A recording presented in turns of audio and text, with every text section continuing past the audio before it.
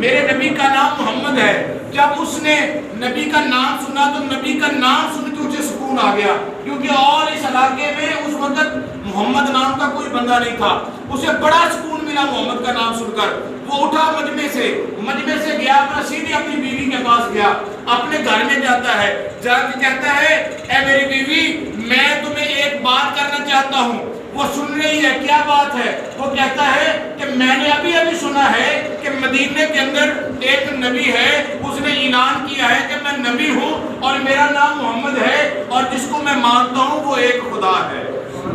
جس کو میں مانتا ہوں وہ ایک خدا ہے۔ تو میرا دل یہ کرتا ہے کہ وہ بڑا پیارا ہے، میں نے اس کی تعریفیں سنی ہے، مجھے بڑا سکون آیا، بڑا مزہ آیا۔ اب میرا دل یہ کرتا ہے کہ میں بھی اس محمد کا کلمہ پڑھ لوں۔ تو جب اس نے سنا نا کہ محمد کا کلمہ پڑھ لوں، وہ بھی تابعدار تھی اپنے شوہر کی، وہ آگے سے کہتی ہے اچھا اگر تو نے کلمہ پڑھنا ہے تو ٹھیک ہے، اور اس کے ساتھ ساتھ مجھے بھی اس نبی کا کلمہ پڑھا دے۔ دونوں میاں بیوی نے کلمہ پڑھا۔ دن گزرتے گئے، وقت گزرتا گیا، جب بھوک لگنی کھانا کھانے بیٹھنا، جب کوئی بھی معاملہ ہونا تھا تو نبی کا نام محمد محمد پکارنا شروع کر دینا۔ ایک دن محمد محمد پکار رہے ہیں، سرکار کا نام پکار رہے ہیں، تو اتنے میں اس کی بیوی کہتی ہے کہ جس نبی کا ہم نے کلمہ پڑھا ہے کیا تو نے وہ نبی دیکھا بھی ہے؟ وہ کہتا ہے نہیں جی میں نے نہیں دیکھا۔ وہ کہتی ہے وہ رہتا کہاں پر ہے؟ وہ کہتا ہے وہ رہتا ہے مدینے میں، میں نے سنا ہے وہ مدینے میں رہتا ہے۔ اس نے کہا اچھا اگر مدینے میں رہتا ہے جا اس کی زیارت کر کے پھر مجھے بتا کہ وہ کیسا لگتا ہے دیکھنے میں وہ کیسا لگتا ہے، اس کا چہرہ کیسا ہے، اس کے ہاتھ کیسے ہیں، اس کا بولنا کیسا ہے، اس کا جسم کیسا ہے، باتیں کیسے کرتا ہے، لوگوں سے اس کا سلوک کیسا ہے۔ جب ساری باتیں اس نے کیا تو ٹھیک ہے میں دیکھنے کے لیے جاتا ہوں۔ اب نبی کی بارگاہ میں گیا، اب پتہ نہیں ہے اس کو کیونکہ دیکھا نہیں، صرف نام ہی سنا تھا، نام سن کے مسلمان ہو گیا، نام سن کے اس نے اسلام قبول کر لیا، کلمہ پڑھ لیا۔ اب مسجد نبوی ہے، مسجد نبوی پر محمد عربی ممبر پر جلوہ کر رہے ہیں، لیکن پتہ نہیں ہے کہ یہ ممبر پر بیٹھنے والا نبی ہے، یہ نہیں پتا تھا۔ ممبر پر میرے آقا بیٹھے ہیں تو مسجد نبوی میں داخل ہوا تو ایک بندے سے، سرکار کے غلام سے، ایک صحابی سے آگے پوچھنے لگا مجھے بتاؤ محمد کہاں پر ہے، جس کا تم نے کلمہ پڑھا ہے وہ نبی کہاں پر ہے؟ وہ صحابی جو تھے نا بڑے محبت والے، وہ بھی آگے سے بڑی عقیدت والے تھے۔ اس کے دل میں خیال آیا اگر میں نے کہہ دیا وہ سامنے نبی ہے یہ محبت نہیں ہے، محبت کا پتہ نہیں چلے گا، اندازہ لگانا اس کی محبت کا۔ اگر میں نے کہہ دیا وہ سامنے جو بیٹھا ہے وہ نبی ہے، وہ محمد ہے، تو پھر مزہ نہیں آئے گا۔ اس نے کہا اچھا تو نبی کو تلاش کرنے کے لیے آیا، دیکھنے کے لیے آیا ہے، پھر اس کی نشانی میں بتاتا ہوں، تلاش تو خود کر لینا۔ اس نے کہا ٹھیک ہے مجھے بتاؤ۔ وہ کہتا ہے ارے ان سب میں سے ایک ایک کا چہرہ دیکھنا شروع کر دے، جس کا چہرہ چاند جیسا ہوگا سمجھ لینا یہ نبی ہے۔ اس نے ایک ایک کا چہرہ دیکھنا شروع کیا۔ جب سرکار کے پاس پہنچا نا، سرکار ممبر پر جلوہ کر رہے ہیں، سرکار کے سامنے آ گیا، سرکار صحابہ کرام سے گفتگو کر رہے ہیں جیسے میں آپ کے ساتھ گفتگو کر رہا ہوں، کوئی بندہ آئے میرے سامنے آ کے کھڑا ہو جائے تو سبھی کی توجہ ہو جائے گی، پتہ نہیں شاہ صاحب سے یہ کیا بات کرنے لگا ہے، کیا معاملہ ہو گیا، کیا بات ہو گئی۔ تو سرکار کے سامنے آ کے کھڑا ہو گیا، سرکار کا چہرہ بڑے پیار سے دیکھنے لگا، سرکار کا چہرہ دیکھ رہا ہے تو چہرے پر اس کے مسکراہٹ آ گئی، چہرہ اس کا کھل گیا، سر اپنا چہرہ مسکرا رہا ہے، سرکار بھی اس کو دیکھ رہے ہیں یہ کیا بات کرنے لگا ہے۔ تو اتنے میں نبی پاک صلی اللہ علیہ وسلم نے پوچھا بتا کیا بات ہے؟ وہ کہتے ہیں محمد آپ کا ہی نام ہے نا صلی اللہ علیہ وآلہ وسلم۔ اس نے کہا ہاں میرا ہی نام ہے۔ اس نے کہا میں آپ کا نام سن کر میں مسلمان ہو گیا ہوں، اب میرا دل یہ کرتا ہے کہ میں آپ سے کچھ بات کرنا چاہتا ہوں۔ آقا نے فرمایا ٹھیک ہے بول کیا بات ہے؟ اس نے کہا جی میں آپ کا کلمہ پڑھا ہے، آپ مجھے دیکھ کر یہ نہ سمجھ لیں کہ میں یمن سے آیا تو میں ایک غریب خاندان کا ہوں، میں کمی ہوں، میں کمی غریب نہیں ہوں، بلکہ میں 800 میرے گاؤں ہیں، 800 گاؤں کا میں اکیلا لمبردار ہوں، یعنی کہ سب کی بات کرنے والا سردار ہوں، اور میرے اپنے ذاتی 800 قبیلے ہیں اور 800 قبیلے کا پھر میں سردار ہوں۔ مجھے ایسے ہی نہ سمجھ لینا کہ میں غریب ہوں۔ اے محمد صلی اللہ علیہ وسلم، اے نبی اللہ، آپ میری جان ہیں، آپ میرے نبی ہیں، آپ میرے آقا ہیں، آپ میرے سردار ہیں، میں آپ سے کچھ بات کرنا چاہتا ہوں۔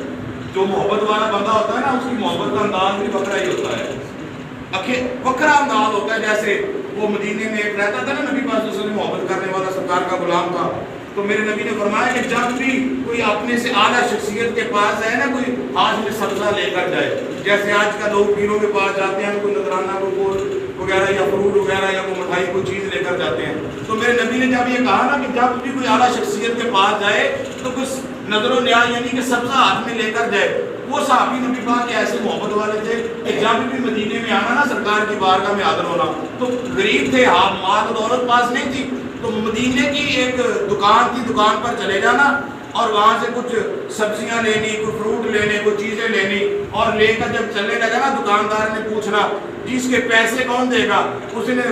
آدھار کی جگہ پہ محمد صلی اللہ علیہ وسلم کا نام لکھوا دینا،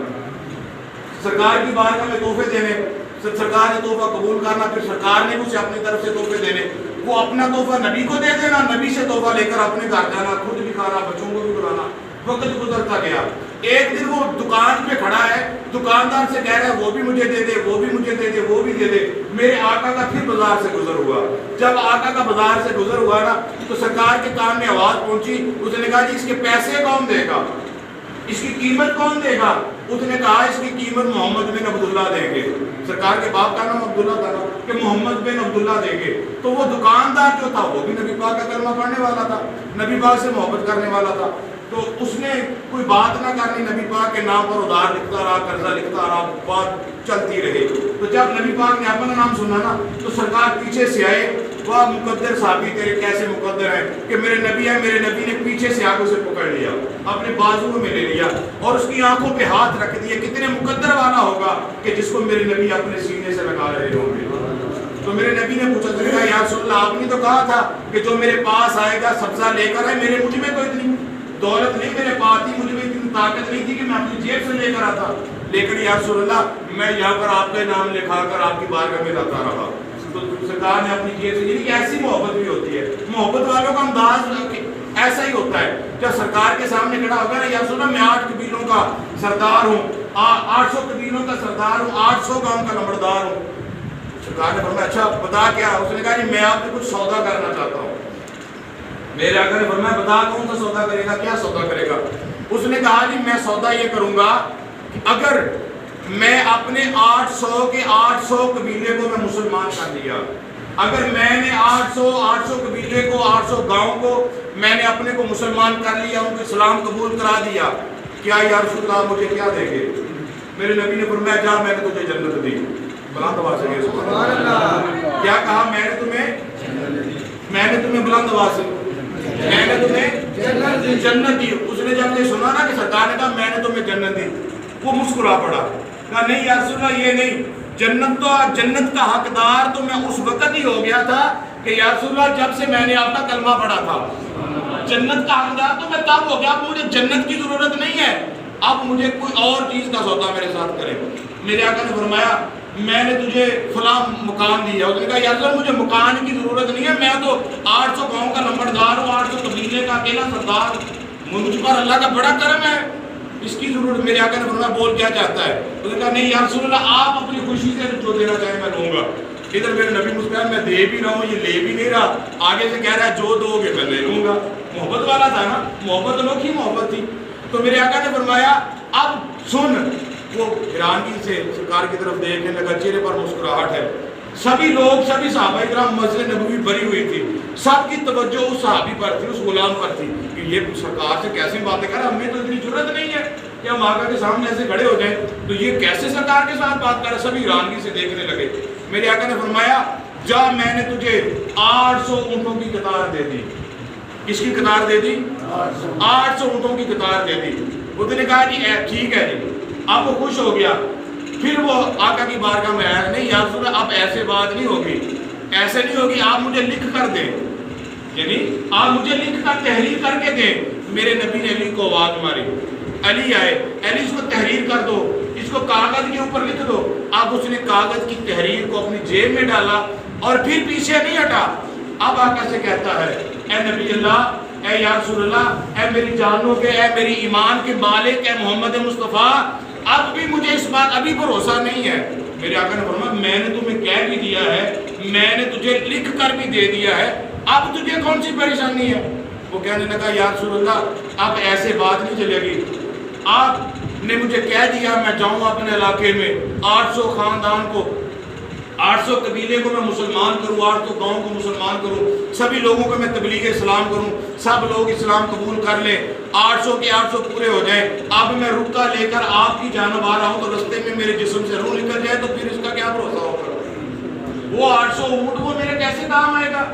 میرے آقا نے فرمایا اچھا بول اب کیا چاہتا ہے کہتا ہے کہ آپ مجھے میری زندگی کی گارنٹی دیں گے تو تب میں راضی ہو جاؤں گا میرے آقا نے فرمایا اچھا ٹھیک ہے جا میں نے تجھے گارنٹی دی 800 قبیلے کو مسلمان بھی کر لے مسلمان کر کے آ جانا اور تجھے 800 اونٹ کی قطار بھی دے دوں گا اور اس کے ساتھ ساتھ میرے آقا نے یہ کہا بس 800 اونٹ ایسے ہی خالی اونٹ نہیں دوں گا بلکہ اعلیٰ قسم کے جو اونٹ ہوں گے جو اعلیٰ قسم کے اونٹ ہوں گے وہ 800 اونٹ میں تجھے دوں گا اس کے اوپر وہ جو اس کی اوپر وہ گدیاں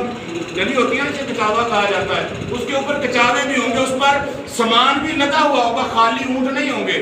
اب بھی بات اس نے سنی پھر بھی سکون نہ آیا پھر آقا کی بارگاہ میں عرض کرتا ہے اے نبی اللہ یا رسول اللہ اب بھی مجھے یقین نہیں ہے میرے آقا نے فرمایا اور بعد وقت نبی نے تجھے کہہ دیا ہے کہ میں نے تجھے زندگی بھی دی اس وقت تک تجھے موت نہیں آئے گی جب تک تجھے اونٹ نہ مل جائے اونٹ بھی خالی نہیں دیے جائیں گے لکھ کر بھی دے دیا یہ سارے میرے غلام سن بھی رہے ہیں اب بھی تجھے یقین نہیں ہے اب وہ کیا کہتا ہے یا رسول اللہ ٹھیک ہے بات آپ کی ٹھیک ہے آپ نے مجھے زندگی دے دی تحریر کر کے دے دیا لکھ کے دے دیا ثبوت میرے پاس موجود ہے اتنے لوگوں نے سن لیا یہ بات بھی ٹھیک ہے لیکن یا رسول اللہ جب میں لینے کے لیے آؤں تو آپ ہی یہاں پر موجود نہ ہوں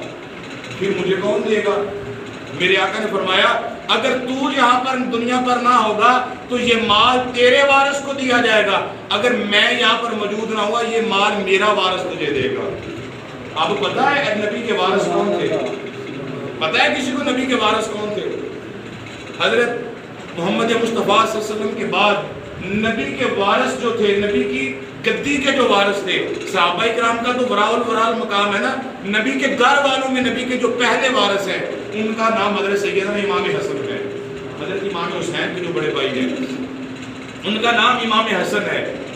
اس نے کہا ٹھیک ہے وہ بات گئی اپنے گھر میں گیا سارا معاملہ اپنی بیوی کو وہ چٹ لکھی دکھائی سارا باتیں جو تھی ساری بتا دی اب وقت آ گیا اس نے 3 سال اتنی محنت کی کہ اپنا سارا جو گاؤں تھا سارے گاؤں یعنی کہ 800 گاؤں جتنا تھا 800 قبیلہ تھا سب کو 3 سال درس قرآن دینے کے بعد وہ کامیاب ہو گیا سب کے سب لوگ اب مسلمان ہو گئے اب جو بات میں آپ کو دینا چاہتا ہوں وہ یہ ہے کہ جب سب کے سب مسلمان ہو گئے وہ بندہ اب دوبارہ جب اپنا سارے خاندان کو سارے قبیلے کو سارے لوگوں کو اسلام قبول کرنے کے بعد جب دوبارہ مدینے میں پہنچا نا یمن سے مدینے پہنچا مسجد نبوی میں آیا لوگوں کا مجمع لگا ہوا ہے اب پھر منظر وہی ہے جو جب پہلے دن آیا مسجد نبوی ہے لوگوں سے مسجد نبوی بھری پڑی ہے ایک صحابی کے پاس آیا اب سرکار نظر نہیں آئے پہلے بھی نظر نہیں آئے تھے اس وقت وہ جانتا نہیں تھا اب جانتا ہے سرکار پھر بھی نظر نہیں آئے پھر ایک صحابی کے پاس پہنچا جا کر پوچھنے لگا کہ اس میں محمد کہاں ہے یہاں پر محمد کدھر ہے مجھے نبی کا بتائیں نبی کے بارے میں بتائیں آقا کدھر ہیں وہ صحابی تھے حیران ہو گئے وہ کہتے کتنی دیر کے بعد آیا ہے یہاں پر وہ کہنے لگا جی میں 3 سال کے بعد آیا ہوں تجھے نہیں پتا وہ آقا جو ہے جہاں سے آئے تھے وہاں پر واپس چلے گئے ہیں یعنی آپ اس دنیا میں ظاہری طور پر موجود نہیں ہے ہمارا سنیوں کا یہ عقیدہ ہے کہ نبی پاک آج بھی موجود ہے ہم نبی پاک کے غلام ایسے غلام ہیں ہمارا عقیدہ ہے کہ سرکار ہماری جانوں کے بھی زیادہ قریب ہیں جیسے قرآن مجید میں ہے نا کہ اللہ کی ذات وہ ذات ہے جو انسان کی شارت سے زیادہ قریب ہے سبھی لوگوں کا ایمان ہے کہ نہیں اس بات پر بولو یار سارے بولا کرو یعنی کہ ہمارا ایمان ہے کہ اللہ کی ذات وہ ذات ہے کہ جو انسان کی شارت سے زیادہ قریب ہے ایسی ہے نا لیکن نبی پاک صلی اللہ علیہ وسلم کے جو غلام ہیں نبی کے ساتھ پیار کرنے والے ہیں وہ کہتے ہیں کہ نبی اللہ کی ذات وہ ذات ہے جو شارت سے زیادہ قریب ہے اور نبی کی ذات وہ ذات ہے جو ایماندار کے ایمان سے زیادہ قریب ہے اگر جسم سے روح چلی جائے تو خدا کے سوال و جواب قبر میں ہو جائیں گے خدا کے فرشتے آ جائیں گے اگر جسم سے روح چلی جائے حلق کٹ دی جائے شارہ کٹ دی جائے تو اللہ کے سوال و جواب بندے کے ساتھ ہوں گے کہ نہیں ہوں گے تو اگر انسان کا ایمان چلا جائے بولو یار پھر کیا ہوگا پھر سوال و جواب نہیں پھر ڈائریکٹ جہنم میں جانا پڑے گا. یعنی اللہ کی ذات وہ ذات ہے جو شارع سے زیادہ قریب ہے اور نبی کی وہ ذات ہے جو ایمان سے زیادہ قریب ہے.